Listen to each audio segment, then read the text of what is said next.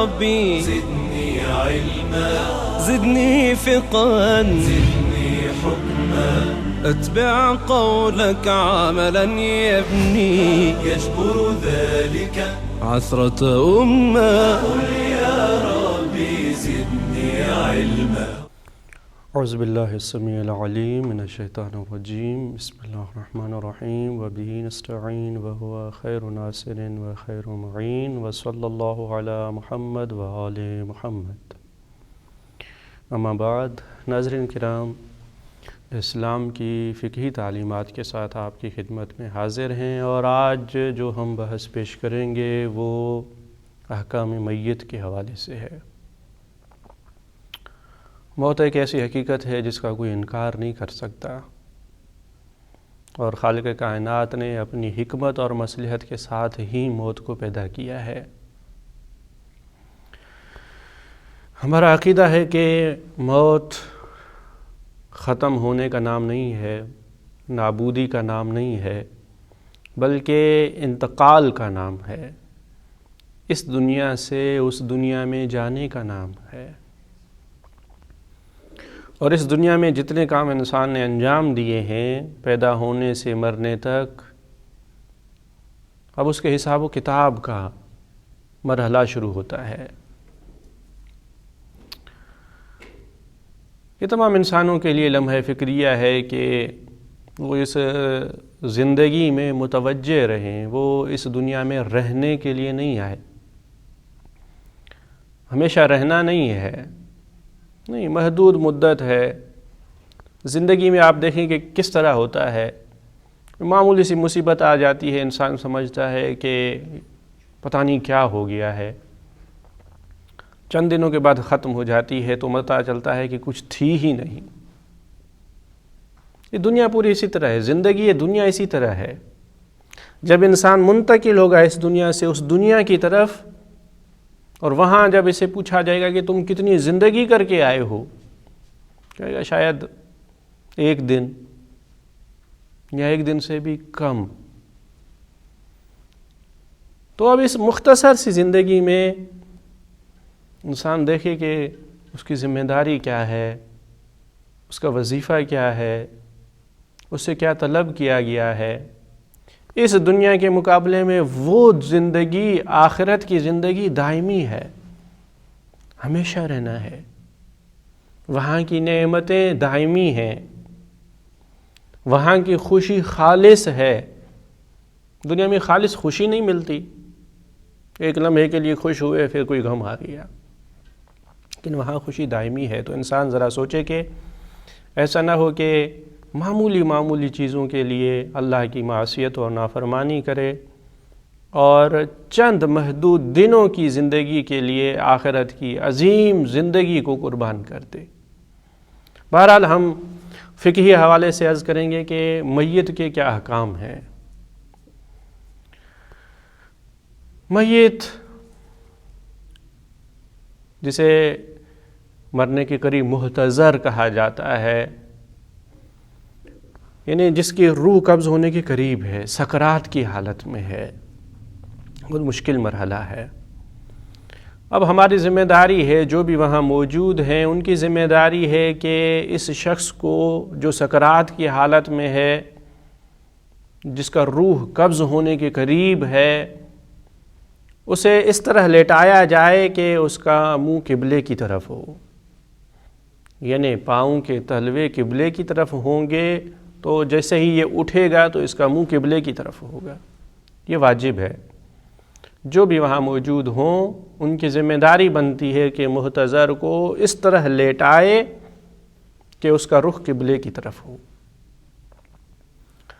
البتہ اگر کوئی نزدیکی رشتہ دار قریب نہیں ہے، دوسرا بھی کر سکتا ہے، جو بھی وہاں پہ موجود ہوں، لیکن ولی کی اجازت سے. ہم بعد میں جب نماز میت کا تذکرہ کریں گے تو وہاں بتائیں گے کہ ولی کون ہے. یہ واجب ہے کہ اسے اسی طرح لیٹایا جائے. اگر ممکن ہو، اگر ممکن نہیں، اسے لیٹانا اس طرح ممکن نہیں تو اسے بٹھایا جائے. اس طرح بٹھایا جائے کہ منہ قبلے کی طرف ہو تو ظاہر ہے کہ پاؤں کے تلوے بھی وہ بھی قبلے کی طرف ہی ہوں گے۔ اگر یہ بھی ممکن نہیں ہے تو اسے اس طرح لیٹایا جائے پہلو راست پہ یا دائیں پہلو پہ، بہرحال جس طرح بھی ممکن ہو جتنا اس کا رخ قبلے کی طرف کیا جا سکتا ہے، لازمی ہے کہ اس کا رخ قبلے کی طرف کیا جائے، یہ واجب ہے۔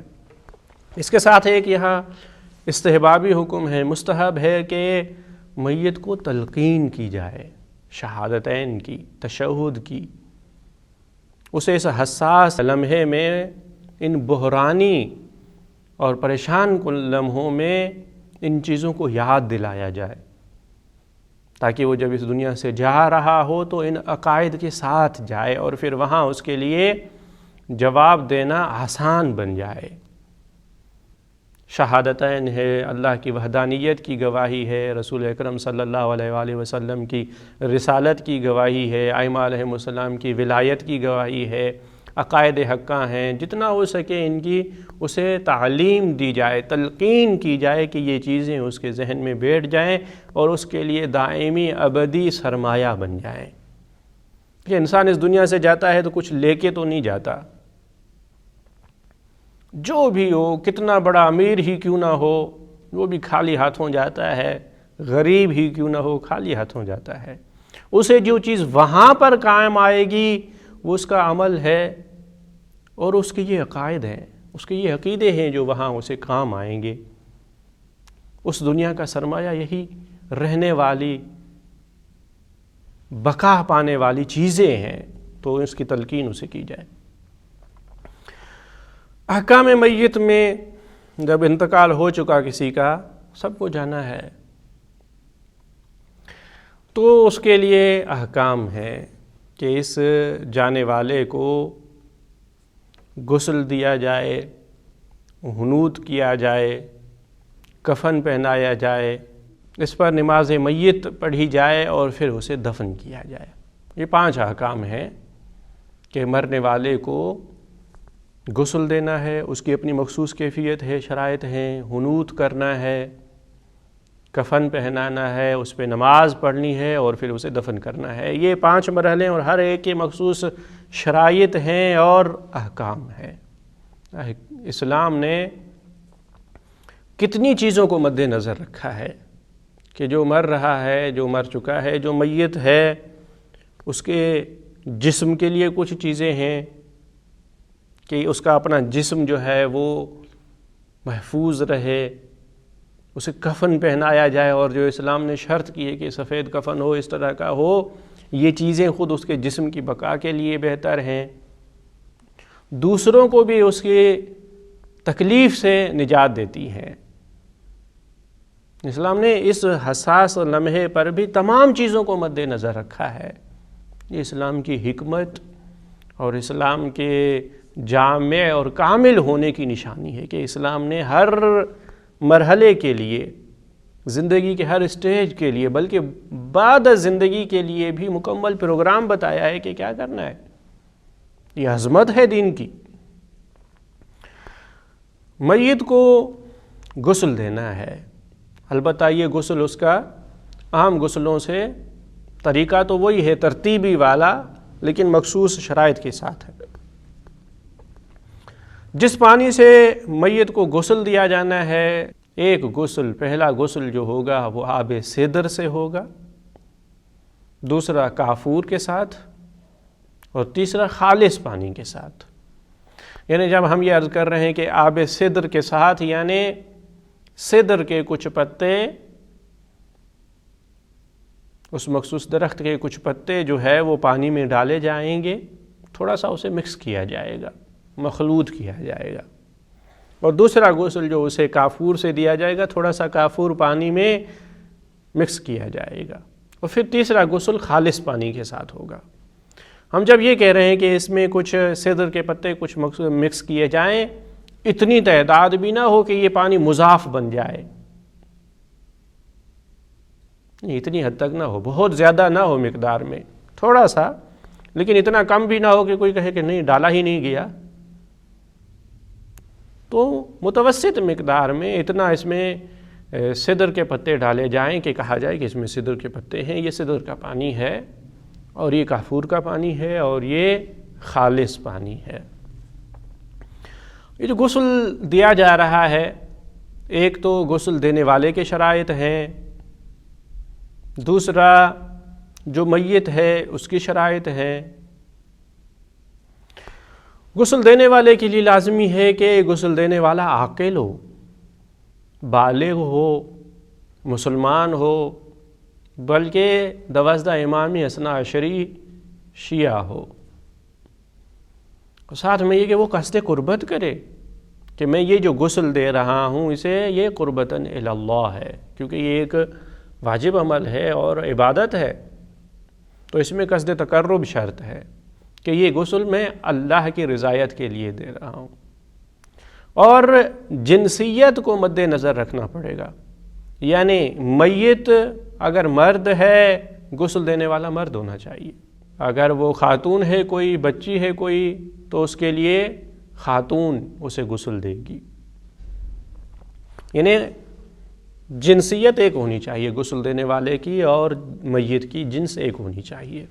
البتہ یہ ہے کہ اگر میاں بیوی میں سے کسی کا انتقال ہو جائے دوسرا اسے غسل دے سکتا ہے، اس میں جنسیت شرط نہیں ہے، بیوی کو شوہر غسل دے سکتا ہے، شوہر کو بیوی غسل دے سکتی ہے۔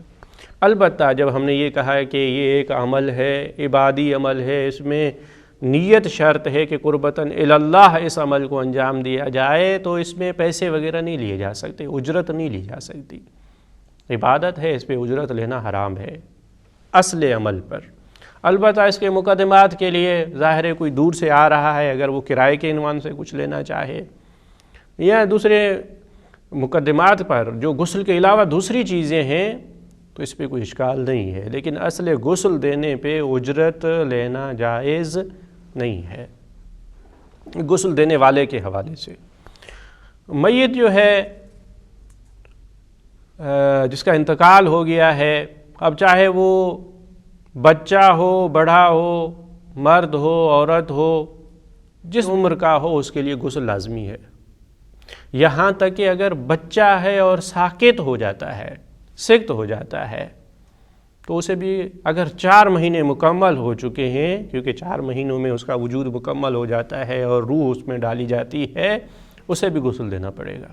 لیکن 4 مہینے سے کم تر ہو، اگر 4 مہینے سے چھوٹا ہو، ایک گوشت کی صورت میں ہو، ایک لوتھڑے کی صورت میں ہو، تو اس کے لیے غسل نہیں ہے، بلکہ اسے کپڑے میں لپیٹ کر دفن کر دیا جائے گا۔ تو غسل کے حوالے سے میت کو 3 غسل دینے ہیں، یا یہ بھی ہم عرض کرتے چلیں کہ یہ 3 غسل میت کے لیے کفایت کرتے ہیں، اس کے علاوہ کسی اور غسل کی ضرورت نہیں ہے۔ اب ہم کہیں کہ شاید وہ مجنب تھا، غسل جنابت اس پہ لازم ہو چکا تھا، کیونکہ بہت سخت وقت ہوتا ہے کہ شاید جو ہے وہ زیادہ پریشر کی وجہ سے اسے یہ مسئلہ بھی پیش آ جائے، یا کوئی خاتون تھی تو وہ مخصوص دنوں کی حالت میں تھی، اس کے لیے وہ غسل بھی ہو، تو نہیں، یہ 3 غسل ہی کافی ہیں، اس کے علاوہ کسی غسل کی ضرورت اسے نہیں ہے، یہ غسل اسے پاک اور صاف کر دیتے ہیں۔ البتہ اگر خاص جگہ پہ نجاست وغیرہ لگی ہو تو اسے پہلے پاک کرنا پڑے گا، اس کے بعد یہ 3 غسل اسے دینے پڑیں گے، غسل دینے والے کی شرائط اور جسے غسل دیا جا رہا ہے، اور پانی کا یہ تذکرہ ہے۔ غسل دینے کے بعد میت کو حنوط کرنا ہے، یعنی کافور لگانا ہے۔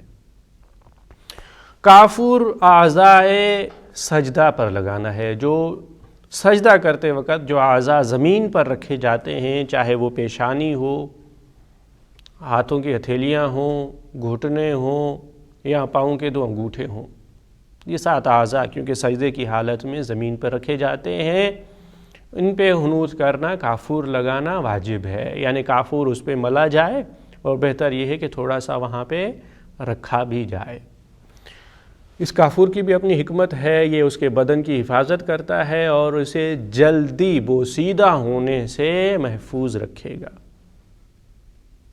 اور کیونکہ یہ ایک خدائی حکم بھی ہے تو اس کے عذاب میں بھی کمی کا سبب بنے گا۔ جتنی شرعی احکام ہیں اگر ان پہ عمل کیا جائے تو یہ عمل کرنے والے اور عمل انجام دینے والے کے لیے بھی ثواب کا باعث ہے اور اس میت کے لیے بھی ثواب کا باعث ہے اور اس کے عذاب میں کمی کا سبب ہوگا۔ تمام چیزوں کو مد نظر رکھا گیا ہے۔ حنوت اعضاء سجدہ پہ کافور لگایا جائے گا، اور بہتر یہ ہے کہ کیونکہ ناک بھی سجدہ کرتے وقت زمین پر لگتی ہے تو اس پر بھی کافور لگایا جائے، اور اگر کافور میں تھوڑا سا اگر خاک شفا کو ملایا جائے معمولی حد تک تو یہ بہتر ہے، اور خاک شفا کی اپنی ایک فضیلت ہے۔ حنوت کے علاوہ بھی اگر قبر میں تھوڑی سی خاک شفا اس کے ساتھ رکھی جائے تسبیح وغیرہ کی صورت میں یا کسی بھی صورت میں تو یہ بہتر ہے اور اس کے لیے مفید ہے۔ جب اسے حنوت کر دیا جا چکا تو اب مرحلہ آتا ہے کفن پہنانے کا، کہ میت کو کفن پہنانا ہے۔ کفن پہنانے کے لیے سفید رنگ کا انتخاب لازمی ہے، سفید ہی دیا جا سکتا ہے، کوئی دوسرا رنگ نہیں ہونا چاہیے۔ یہ سفید رنگ آپ جانتے ہیں کہ یہ جراثیم سے حفاظت کے لیے، جسم کی حفاظت کے لیے، اور یہ جراثیم دوسری جگہ منتقل نہ ہوں، دوسروں کا اثر اس پر نہ ہو، کافی مؤثر ہے۔ کفن سفید کپڑے کا ہونا چاہیے اور اسے 3 کپڑوں میں 3 ٹکڑوں کی صورت میں یہ کفن دینا ہے، یہ واجب اور لازمی ہے۔ ایک جسے آپ لنگ کہتے ہیں، دوسرا پیراہن، اور تیسرا چادر جو سر سے پاؤں تک ہوگی، مکمل جسم کو ڈھانپ لے گی۔ جو لنگ ہوگی وہ ناف سے یعنی جسم کے بیچ میں سے زانوں تک جو ہے یہ لازمی ہے، اتنا ہونا چاہیے اسے اس مقدار میں کہ اس حصے کو ڈھانپ سکے۔ البتہ بہتر یہی ہے کہ اتنی مقدار میں ہو کہ سینے سے لے کر پاؤں کے سروں تک یعنی مکمل پاؤں تک آ جائے تو یہ بہتر ہے۔ پیراہن بھی یہی ہے کہ کاندھوں سے لے کر گھٹنوں تک ہو، یہ اتنی مقدار کو ڈھانپ لے تو یہ پیراہن ہے، بلکہ یہ بھی بہتر ہے کہ پاؤں تک آ جائے، اور اس کے بعد جو بڑی اس کے اوپر چادر ہوگی جو سرتا سر ہوگی، بہتر یہی ہے کہ یہ اتنی مقدار میں ہو کہ اسے سر سے اوپر بھی باندھا جا سکے، اور پاؤں سے بھی اتنی زیادہ لمبی ہو کہ اسے وہاں پہ بھی باندھا جا سکے، مکمل طور پہ پورا جسم اس کے اندر آ سکے اور اسے اوپر اور نیچے سے باندھا جا سکے۔ یہ لازمی چیزیں ہیں۔ اس کے علاوہ اگر کوئی مرد ہے تو اس کے لیے امامہ بنانا مستحب ہے، اور اگر کوئی خاتون ہے اس کے لیے سینہ بند، یہ اضافی اور مستحب چیزیں ہیں، جتنا اس پہ اگر عمل کیا جائے تو بہتر ہے۔ کفن کے بعد بات آتی ہے کہ اس پہ نماز پڑھی جائے، نماز میت۔ نماز میت در حقیقت ایک دعا ہے جو میت کے لیے کی جاتی ہے، اور خالق کائنات نے کتنا بڑا لطف کیا ہے، فضل ہے اس کا کہ حکم دیا گیا ہے کہ مومنین جمع ہو اور اس جانے والے کے لیے دعا کی جائے۔ اللہ اکبر، خدا کا کتنا بڑا لطف اور کرم ہے۔ یہ اس کا فرمانا ہے کہ اگر 40 مومن جمع ہو کے کسی پہ کے لیے دعا مانگتے ہیں، یہ اس کی بخشش کا سبب بن سکتا ہے، اسے بخش دیا جائے گا۔ نماز میت جو در حقیقت ایک قسم کی دعا ہے، اور اس میں یہ بھی ہے کہ آپ مختصر چاہیں تو مختصر دعا، اور اگر طولانی چاہیں تفصیلی دعائیں چاہیں تو تفصیلی دعائیں بھی موجود ہیں۔ یہ 5 تکبیریں ہیں جو اللہ اکبر کہنا ہے اور اس کے درمیان پہ دعا کرنی ہے۔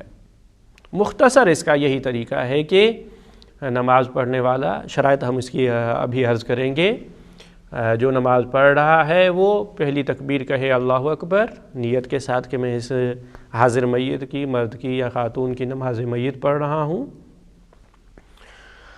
اس کے بعد پہلی تکبیر کے بعد تشہد پڑھے گا، یعنی خالق کائنات کی وحدانیت کی گواہی اور رسول اکرم صلی اللہ علیہ وآلہ وسلم کی رسالت کی گواہی۔ وہاں پہ اگر یہ کہا جائے کہ اشہد اللہ الہ الا اللہ وحدہ لا شریک لہ واشہد ان محمد رسول اللہ، یہ کہنا ہی کافی ہے، لیکن اگر اسے تفصیلی دعا پڑھنا چاہیں تو اس کا ثواب زیادہ ہے اور وہ بھی پڑھی جا سکتی ہے۔ اللہ اکبر کہہ کے پھر دوسری تکبیر جب ہوئی تو اس کے بعد صلوات پڑھنا مستحب ہے کہ آپ چاہیں تو مختصر پڑھیں اللہم صلی علی محمد وآل محمد، اور چاہیں تو تفصیل کے ساتھ تیسری تکبیر میں مومنین کے لیے مغفرت کی دعا کرنی ہے، اللہم اغفر للمؤمنین والمؤمنات، سب کے لیے مغفرت کی دعا، اللہ اکبر۔ پھر اس میت کے لیے، حاضر میت کے لیے مغفرت کی دعا کرنی ہے۔ اگر جانے والا مرد ہے تو کہا جائے گا اللہم اغفر لہذا المیت، اور اگر جانے والی کوئی خاتون ہے تو لحاظ ہی کہ خدایا اس مومنہ کو بخش دے۔ یہ اللہ اکبر کہنا ہے، 5 تکبیریں پوری ہو گئیں، نماز مکمل ہو گئی 5 تکبیروں سے۔ جیسا کہ ہم نے عرض کیا کہ چاہیں تو آپ یہ مختصر دعائیں پڑھیں، اور طولانی اور تفصیلی دعائیں بھی پڑھی جا سکتی ہے جو تفصیلی کتابوں میں موجود ہیں۔ اب یہاں نماز میں کچھ شرطیں ہیں جو میت کے لیے ہیں، کچھ اس جگہ کے لیے ہیں، کچھ زمان کے لیے ہیں، اور کچھ نماز پڑھنے والوں کے لیے ہیں۔ نماز میت واجب ہے، چاہے جانے والا مرد ہو، چاہے عورت ہو، چاہے مسلمان، کوئی بھی مسلمان ہو۔ یہ لازمی نہیں ہے کہ وہ شیعہ ہو اور متقی اور پرہیزگار ہو، نہیں، جانے والا مسلمان ہے تو اس کی نماز واجب ہے، اگرچہ وہ گنہگار ہی کیوں نہ ہو۔ یہ خدا کا ایک اور لطف اور کرم ہے۔ جو نماز پڑھنے والا ہے وہ عاقل ہو، بالغ ہو، شیعہ اثنا عشری ہو، قربتاً اللہ سے یہ تکبیریں ادا کریں، اور ان تکبیروں اور دعاؤں کو صحیح پڑھنا جانتا ہو، صحیح طور پہ پڑھے۔ اگر اس نے صحیح نہیں پڑھی، ہم جانتے ہیں، تو ظاہر ہے کہ دوسروں سے یہ ذمہ داری ختم نہیں ہوگی۔ نماز میت واجب کفائی ہے، یعنی اسے انجام دینا لازمی ہے، کوئی بھی آ کے انجام دے، لیکن اگر کوئی بھی اس عمل کو انجام نہیں دیتا تو سب گنہگار ٹھہرائیں گے، سب گنہگار قرار پائیں گے۔ تو لازمی ہے کہ نماز پڑھی جائے۔ اگر ان شرائط کے ساتھ کوئی نماز پڑھنے والا نماز پڑھتا ہے، وہ دعاؤں کو جانتا ہے، تکبیروں میں اتنا فاصلہ نہیں دیتا ہے کہ کہا جائے کہ یہ نماز ہی نہیں ہو رہی، یہ تو کوئی اور چیز ہو رہی ہے، بہت زیادہ فاصلہ نہ ہو، مسلسل ان تکبیروں کو ادا کرتا چلا جائے، ولی سے اجازت لی ہو۔ ولی کون ہے؟ ولی اس میت کے جو رشتہ دار ہیں جن تک میراث پہنچتی ہے۔ کہ میراث کے طبقات ہیں، اگر کسی کا انتقال ہو جاتا ہے تو پہلے مرحلے میں اس کے ماں باپ اور اس کی اولاد اس کے وارث ہیں، یہ پہلا طبقہ ہے۔ یعنی اگر کسی کا انتقال ہو گیا ہے تو اس کے باپ سے اجازت لینی چاہیے یا اس کے بیٹے سے اجازت لینی چاہیے، اور اگر مردوں سے اجازت لی جائے تو مقدم وہ ہیں خواتین پر، تو ان سے اجازت لے کے اس پہ نماز پڑھی جائے۔ اگر مرنے والے نے خاص وصیت کی تھی کہ مجھ پہ فلاں شخص نماز پڑھے، وصیت کی تھی، اور وہ ہے اور وہ قبول بھی کرتا ہے، تو وہ آئے گا نماز پڑھنے کے لیے، لیکن اس کے لیے بھی لازمی ہے کہ وہ ولی سے اجازت لے، ولی سے اجازت لے گا، اور ولی کے لیے لازمی ہے کہ اسے اجازت دے، پھر وہ اس طرح سے نماز قائم کرے گا۔ یہ پڑھنے والے کے لیے شرائط ہیں کہ ان شرائط کے ساتھ نماز میت کو انجام دے تو دوسروں سے یہ ذمہ داری ساقط ہو جائے گی۔ میت کے لیے کوئی بھی مسلمان جس کا انتقال ہو گیا اس کے لیے نماز جنازہ ہے، لیکن 6 سال سے اوپر کوئی ہوئے کہ مرنے والے کی عمر 6 سال تک ہو، اس کے کم تر کے لیے واجب نہیں ہے، 6 سال سے کم تر ہو، 6 سال سے چھوٹا ہو، اس کے لیے واجب نہیں ہے۔ لیکن اگر کوئی پیدا ہی مردہ حالت میں ہوتا ہے، بچہ پیدا ہی دنیا میں آتے ہی مردہ تھا، تو اس کے لیے نماز میت ہے ہی نہیں۔ نماز میت کے لیے میت کو کس طرح رکھنا ہے؟ اب ظاہر ہے کہ جو نماز پڑھ رہے ہیں ان کا رخ قبلے کی طرف ہوگا۔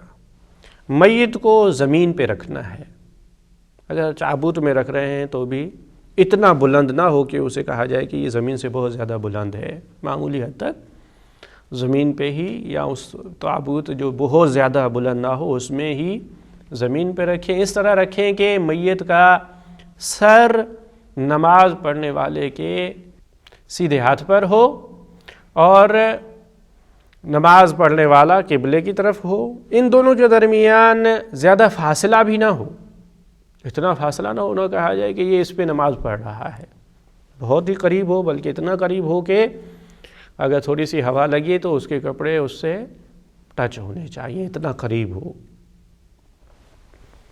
اور یہ لازمی ہے کہ اسے کفن پہنایا جا چکا ہے، اس کی شرمگاہ وغیرہ نظر نہیں آنی چاہیے، نہیں آئے گی جب اسے کفن پہنایا جا چکا ہے۔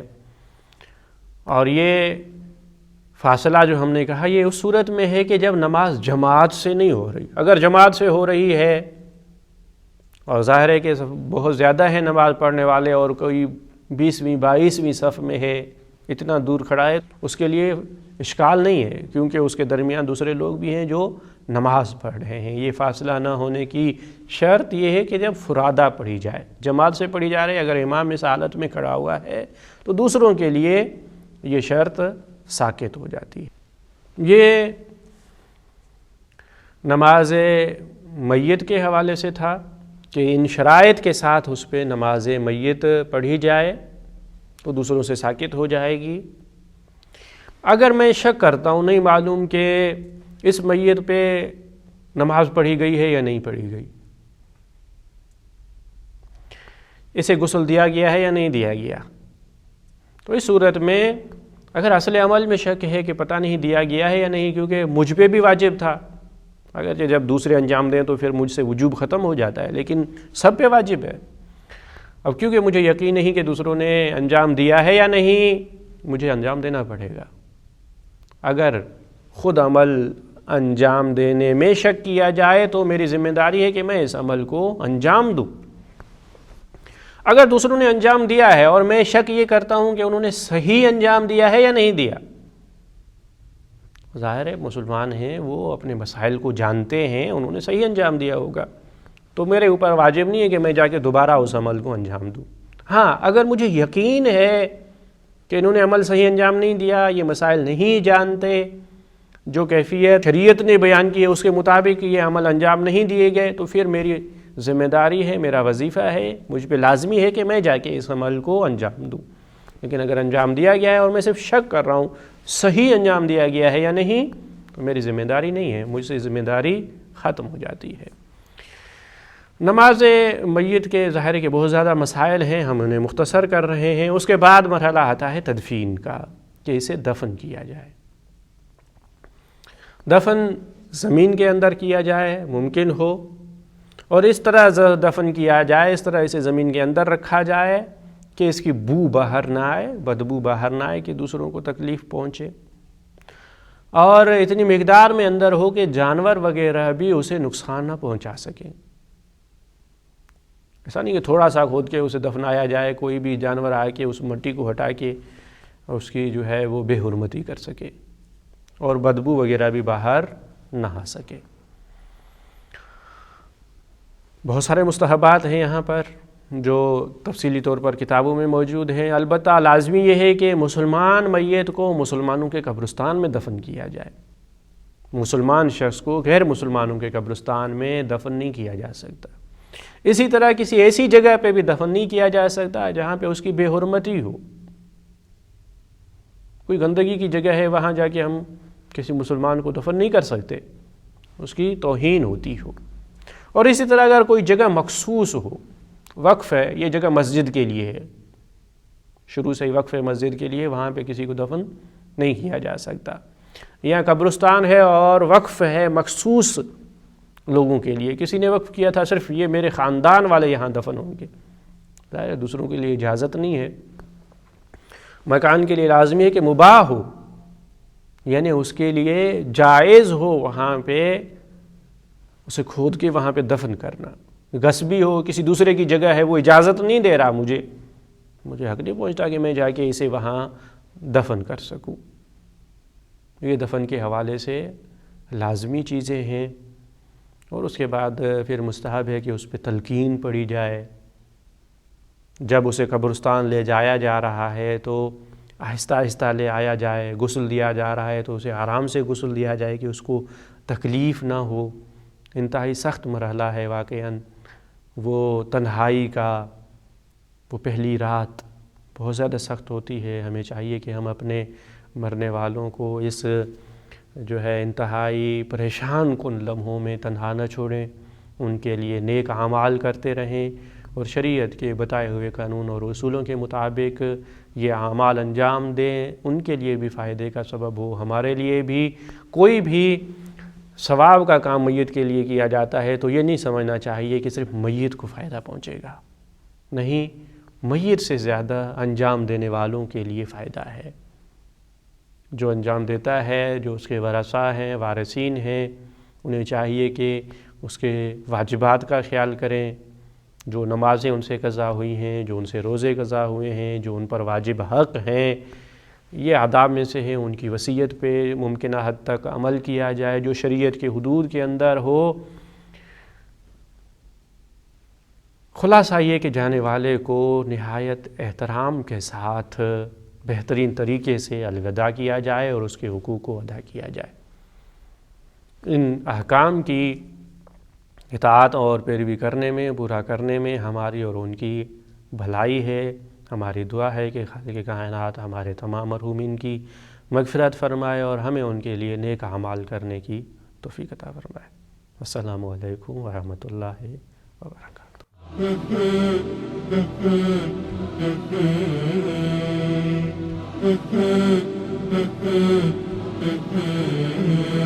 Mm-hmm.